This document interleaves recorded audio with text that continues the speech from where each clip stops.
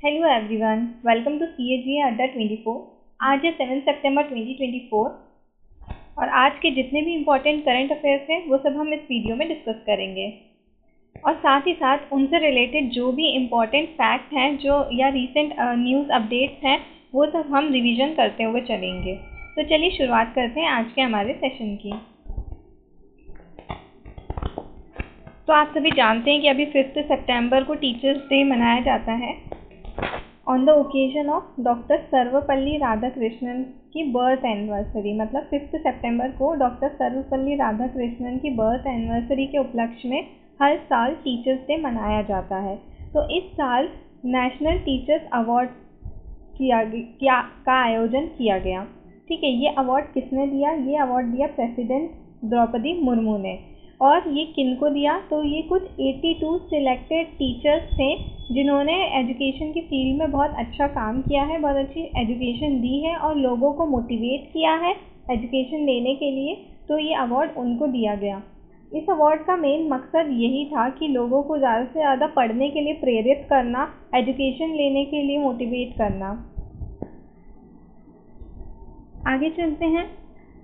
National read a book day. तो 6 सितंबर को मनाया जाता है national read a book day, मतलब कि वाचन दिवस। राष्ट्रीय पुस्तक वाचन दिवस 6 सितंबर को मनाया जाता है। इसका मकसद क्या रहता है? It aims to motivate people to learn. लोगों को पढ़ने के लिए प्रेरित करना, एजुकेशन लेने के लिए प्रेरित करना, या फिर ये कहा जाए कि लोगों में पढ़ने को लेकर रुचि पैदा करना। मेन इस दिन का मकसद ये था, ये दिन सेलिब्रेट करने का मेन जो मकसद था वो क्या था कि पढ़ने की जो खुशी, मतलब हमें पढ़ने का मौका मिल रहा है तो इसकी खुशी मनाना। उसके उपलक्ष्य में national read a book day मनाया जाता है।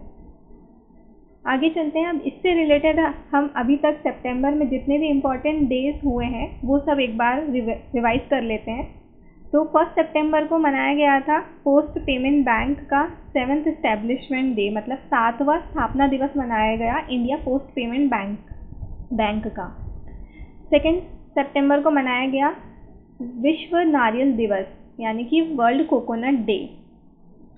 फिर उसके बाद 3 सितंबर को मनाया गया स्काई स्क्रैपर डे, मतलब गगनचुंबी इमारत दिवस। फिर 5 सितंबर को मनाया गया इंटरनेशनल चैरिटी डे, ये हमने कल की न्यूज़ में पढ़ा था, मतलब अंतर्राष्ट्रीय चैरिटी दिवस।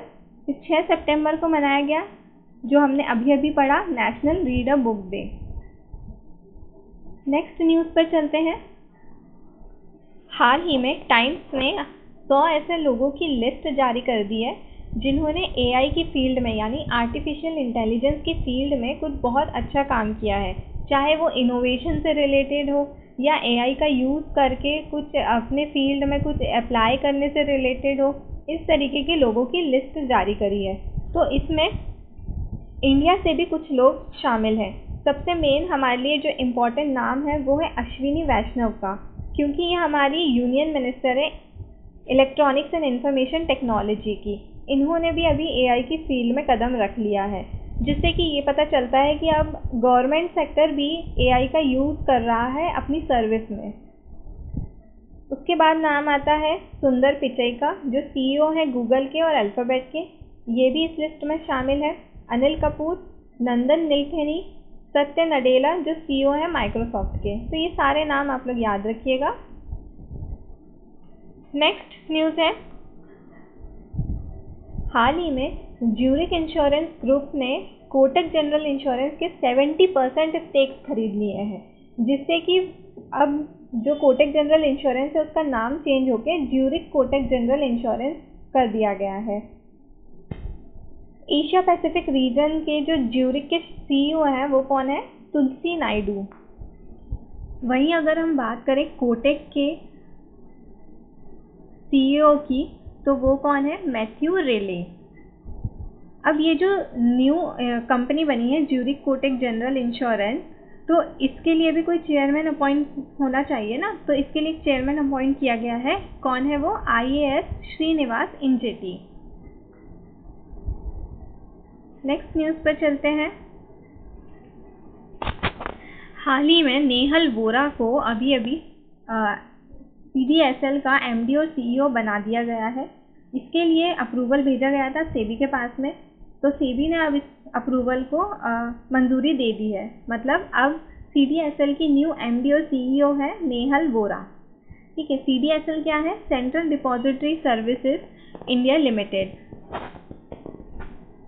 आगे चलते हैं तो कुछ इम्पोर्टेंट अपॉइंटमेंट्स जो अभी तक हुए हैं हम उसे एक बार रिवाइज कर लेते हैं।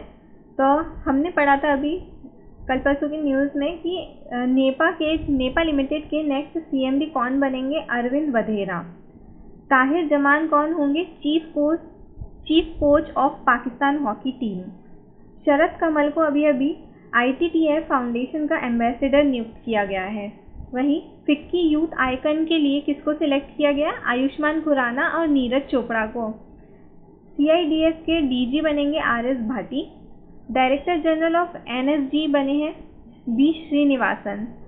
सुभाष श्री को MD और CEO बनाया गया श्रीराम कैपिटल प्राइवेट लिमिटेड का। आगे चलते हैं। हाल ही में बीजेपी गवर्नमेंट ने 33% कोटा अप्रूव कर दिया है। किसके लिए? विमेन की भर्ती के लिए पुलिस फोर्स में। तो किसने? राजस्थान गवर्नमेंट ने पुलिस फोर्स में महिलाओं की भर्ती के लिए 33% आरक्षण की घोषणा कर दी है। अब राजस्थान के बारे में कुछ इम्पोर्टेंट। PM कौन है राजस्थान के? भजन लाल शर्मा। राजस्थान में हाल ही में NTPC ने 160 मेगावाट की सोलर कैपेसिटी को स्टैब्लिश किया है, या वहाँ पे ये सोलर मेगावाट सोलर कैपेसिटी को स्थापित किया है।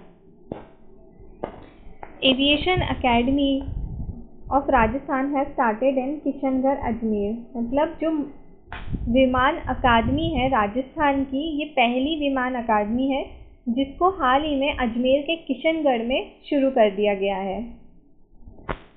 तो ये जो तरंग शक्ति एक्सरसाइज है, मतलब तरंग शक्ति 2024 अभ्यास था, ये कहाँ हुआ था? इसकी सेकेंड स्टेज, दूसरा चरण राजस्थान के जोधपुर में हुआ था, और इसका पहला जो चरण था वो तमिलनाडु के सुलार में हुआ था।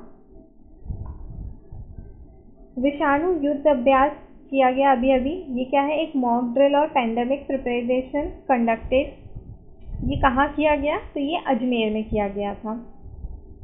हाल ही में राजस्थान के उदयपुर में हमारी union finance minister Nirmala Sitharaman ने GST भवन का इनॉग्रेशन किया था, और राजस्थान बन गया है पहला स्टेट जिसने सड़क सुरक्षा योजना को अपनाया है। नेक्स्ट न्यूज़ पर चलते हैं।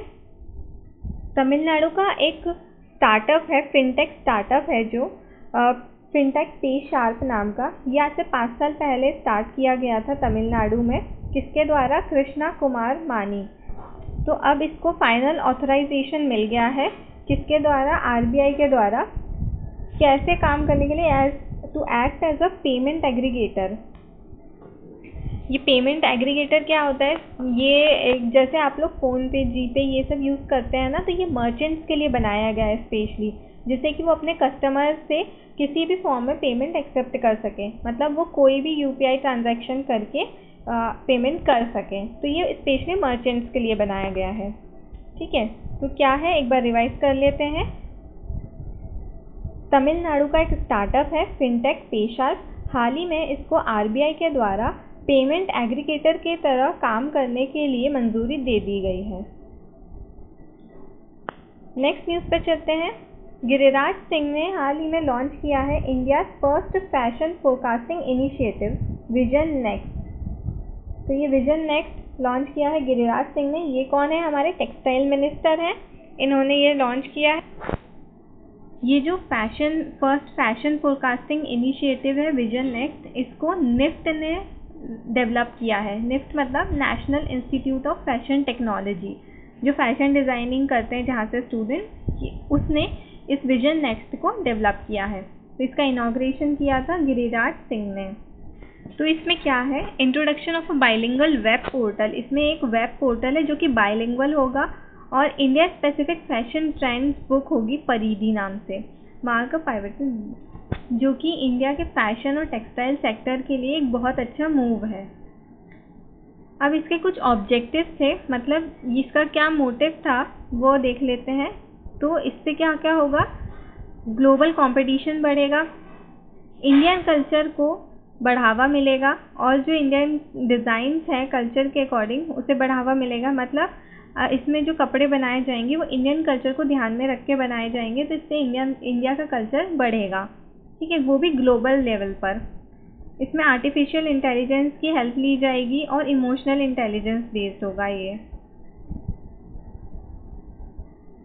इसका मेन मकसद है कि इंडिया को ग्लोबल फैशन सेक्टर में लीडर बनाना। अब ये जो इवेंट हुआ था इसके जो मेन अटेंडेंट्स थे, मतलब कुछ फेमस पर्सनालिटी जिसने इसको अटेंड किया था वो कौन कौन थे। एक तो हमारे union minister of textile Shri Giriraj Singh, दूसरे union minister of state for textile and external affairs Shri Pabitra Margherita, तीसरे थे textile secretary Rachna Shah. Next news पर चलते हैं। India Saudi Arabia hold 6th meeting of joint committee on defence cooperation. तो अब इंडिया और सऊदी अरब के बीच में डिफेंस कोऑपरेशन की 6th मीटिंग हुई है, 6ठी मीटिंग हुई है, ठीक है। ये जो मीटिंग थी ये सऊदी अरब के रियाद में की गई और इंडिया के साइड से इसका नेतृत्व किसने किया, जॉइंट सेक्रेटरी श्री अमिताभ प्रसाद ने। और वहीं देखा जाए सऊदी अरब की तरफ से कौन था, तो मेजर जनरल सलमान बिन अवद अल हरबी ने किया था। अब सऊदी अरब के बारे में कुछ इम्पोर्टेंट जान लेते हैं। इंडिया और सऊदी अरब के बीच में एक MOU साइन हुआ था, किस लिए, पब्लिक सेक्टर ऑडिटिंग में, जो कि रियाद में था, उसको बढ़ावा देने के लिए। सऊदी अरब ने हाल ही में, मतलब अभी लॉन्च करने वाला है वो अपनी फर्स्ट लग्जरी ट्रेन, जिसका नाम होगा dream of the desert train. Saudi अरब को अभी भी इनवाइट किया गया था चीफ गेस्ट के रूप में, जब दिल्ली में बुक फेयर हुआ था, मतलब पुस्तक मेला का आयोजन हुआ था न्यू दिल्ली में, उस टाइम पे सऊदी अरब को as a chief guest invite किया गया था। सऊदी अरब के जेद्दा में फीफा वर्ल्ड कप 2023 का आयोजन किया गया था। हाल ही में सऊदी अरब ने $800 अरब का मेगा प्रोजेक्ट मुकाव की घोषणा करी है। नेक्स्ट न्यूज़ पर चलते हैं। रेसलर ज्योति बरवाल ने गोल्ड मेडल जीत लिया है U20 वर्ल्ड चैंपियनशिप्स में। इन्होंने 76 kg women free style category में ये मेडल जीता है। ये जो चैंपियनशिप है U20 वर्ल्ड चैंपियनशिप, ये कहाँ हुई, पोंटेवेड्रा स्पेन में। नेक्स्ट न्यूज़ पर चलते हैं। स्टार हेल्थ ने हाल ही में इंट्रोड्यूस किया है Braille insurance policy for visually impaired, मतलब जो ब्लाइंड लोग हैं उनके लिए इंश्योरेंस पॉलिसी लॉन्च करी है स्टार हेल्थ ने।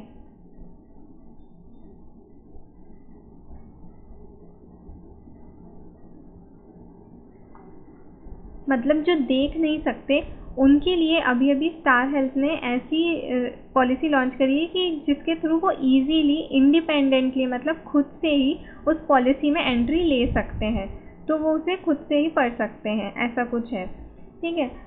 हाल ही में newly special care gold policy भी लॉन्च करी है, जिसको जो डिसेबल पर्सन है उनके लिए ही ये पॉलिसी बनाई गई है।